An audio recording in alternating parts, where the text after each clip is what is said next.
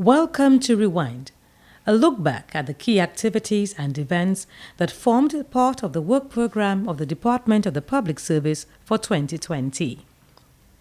The Department of the Public Service ushered in 2020 with training on the Digital Government Integrated E-Services Platform DigiGov for staff from the Division of Transport. DigiGov and its related activities and events would form the core of the department's work program for the year 2020. So we started the week on Monday down at Viewfort, where we were able to train some of their staff and also to sensitize them on this initiative that the government has taken, as well as yesterday. We concluded Viewfort within 2 days, and then today we start with cash trees and continue for the rest of the week, where they will be getting a deep dive into the various roles and functions that they would play so that they can effectively execute their daily task and in the end ensure that citizens get their driver's license on time and not have to wait 3 to 6 months as per the norm. The government of St. Lucia conceptualized the DigiGov platform in keeping with its 2018 development agenda. Through DigiGov, over 154 services are aggregated across 9 ministries and 13 government agencies to facilitate online applications and payments anywhere, anytime, thus increasing efficiency. Local media practitioners were given an opportunity to interface with the first phase of the project by participating in a real-life registration exercise for the replacement and renewal of the driver's license. So I want you to understand, and it is important for us to note, that when we came into government on the mandate of building a new St. Lucia, people think that it's bricks and mortar and concrete buildings. So we talk about airport terminal and the St. Jude facility and all of the other projects and the roadworks. That is not the only thing that is involved in building a new St. Lucia. It is launching this country into the digital age that really gives us the best foundation to build on a new St. Lucia. Registering on the DigiGov platform for the new, the new system was quite an experience actually. Very simple. The user interfaces are very user-friendly and was quite easy to navigate. I like the various backgrounds and whatnot. It helps. It's easy on the eyes, so it helps with trying to get through this. And I think for new users or persons who are not so tech savvy, it's encouraging and simple enough to use and register. The process was very simple. Took just a couple of minutes really to register on the system, and that went pretty well. The Department of the Public Service continued to engage stakeholders on the DigiGov platform as part of efforts to sensitize DigiGov users to the objectives and significance of the new digital platform. So the government has a connectivity agenda. We want to connect people. Just like how we use social media, we want to be part of that process. Government wants to be part of that process with its people. Connecting businesses, connecting different government agencies, and this is key for this platform. And there's a word that we used earlier which says integrated. So we no longer want you to have to go through a long process, going agency by agency to access one service. All of these processes would be integrated on one common framework, and you will be able to do it at your convenience. Stay at home and apply for your service. Stay at home and apply for the renewal of your driver's permit. Stay at home and apply for your theory test and these type of things. As part of a broader security and remodeling project at the premises of the Graham Louisa Administrative Building, the Department of the Public Service embarked upon the erection of a fence and pedestrian gates along the front of the building. The installation of an emergency exit to the back of the building also formed part of the project. Over the years, we've had several incidents of theft and vandalism. The fencing is expected to help curb those incidents. The Department of Public Service is implementing the project with a customer-friendly mindset. Therefore, we will ensure that the fencing does not alienate members of the public from accessing services provided at the building. Several public officers due for retirement participated in a 3-day transitioning into retirement workshop. The purpose of the workshop was to, among other things, prepare them for the necessary adjustments that would come with retirement. We have a counselor, counseling psychologist who comes in to talk to them or more or less prepare them mentally for that transition in their life. Because we have been told that there are persons who go into retirement because sometimes they have pre-retirement leave, which is more or less vacation leave. And at the end of your vacation leave, you return to work. But what happens when you proceed on pre-retirement leave? The last day of your leave, what do you do on that day after? Some people, they get up and they are in the frame of mind to prepare for work. So we do all of these sessions so that when the time comes, people are prepared and they are ready to have a smooth transition from the work life into retirement. And like we say to them, retirement is not the end of life. You retire, but you don't retire from a life. You retire from a job.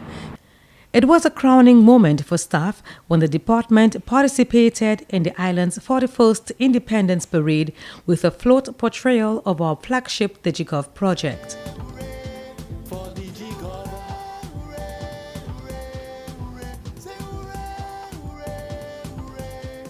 The government negotiating team GNT and the National Workers' Union NWU concluded the process of negotiations by affixing their signatures to the collective agreement covering the period April 1st, 2019 to March 31st, 2022.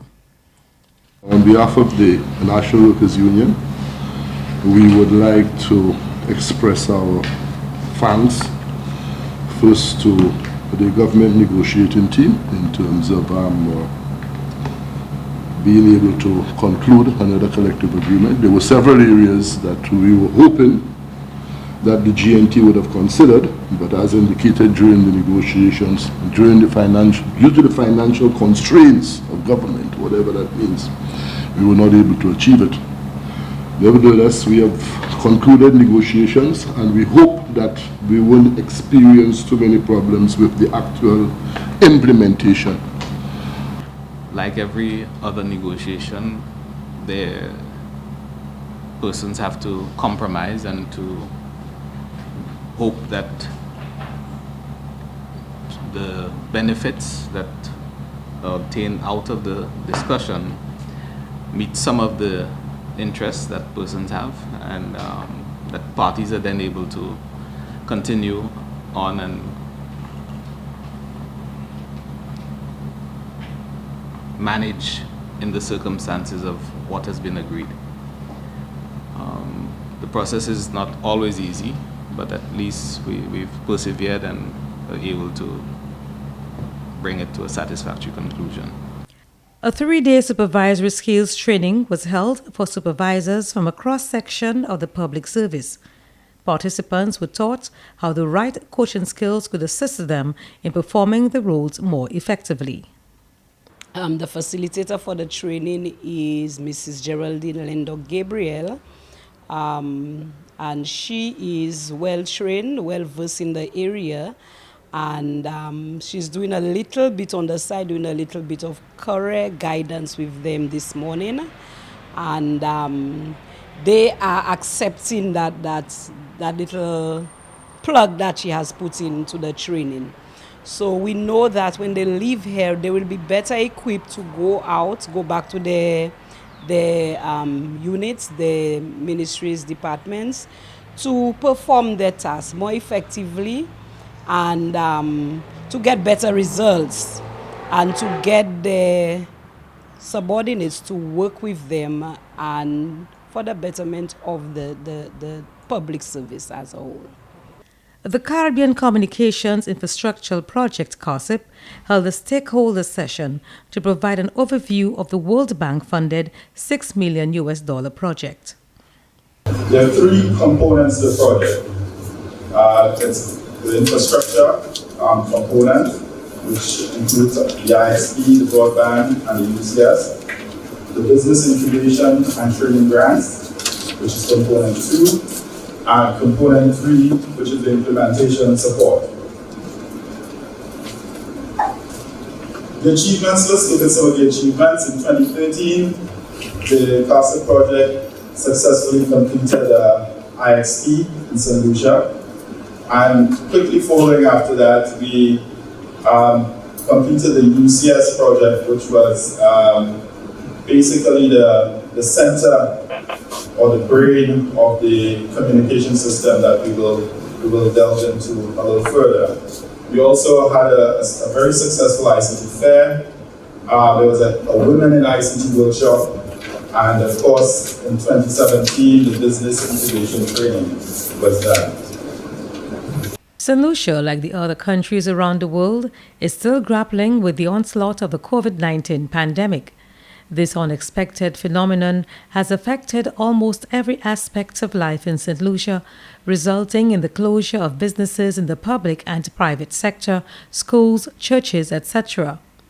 The introduction of work-from-home arrangements, backed by the formulation of an alternative work arrangement policy and a business continuity plan, became a mandate of urgency as COVID-19 continued to test our resolve as a department. Frequent use of hand sanitizers, physical and social distancing, and mandatory mask wearing have become the new way of life, or as some like to refer to it, as the new normal. The Government of St. Lucia 311 Contact Center, housed within the Department of the Public Service, played a very pivotal role as one of the main COVID-19 information conduits on behalf of the Ministry of Health and Wellness.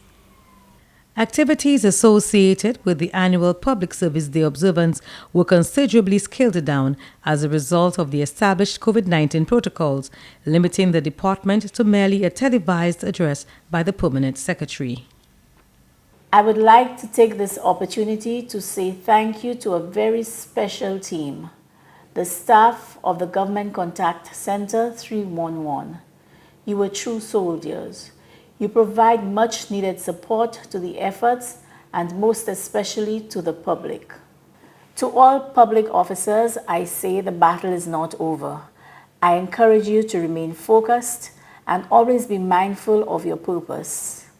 Once again, I take this opportunity to wish each and every one of you a happy Public Service Day.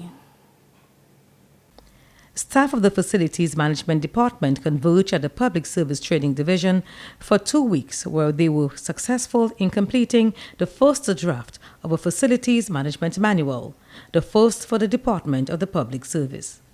And the curtains came down on 2020, with staff of the Department of the Public Service opening their hearts and extending their arms of love by way of hamper donations to 3 retired public officers. And that's where we wrap up 2020 Rewind.